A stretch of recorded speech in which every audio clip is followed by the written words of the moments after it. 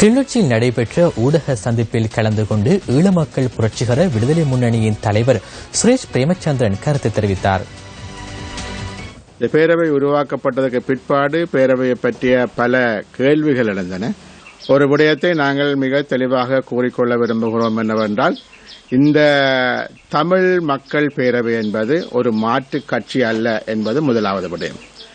இது உருவாகுவதற்கான முக்கியமான காரணம், தமிழ் மக்களினுடைய தேசிய இன பிரச்சனையை தீர்ப்பதற்காக இலங்கை அரசாங்கம் தான் ஒரு அரசியல் சாசன சபையை உருவாக்க இருக்கக்கூடிய ஒரு நேரத்தில், அல்லது பாராளுமன்றத்தை அரசியல் சாசன சபையாக மாற்றப் போகிறோம் என்ற சூழ்நிலையில், ஒரு புதிய அரசியல் சாசனத்திற்குள் தமிழ் மக்களினுடைய விடயங்கள் உள்ளடக்கப்பட வேண்டும். தமிழ் மக்களுக்கான தீர்வு என்பது அந்த புதிய அரசியல் சாசனத்திற்குள் உள்ளடங்கப்பட வேண்டும்.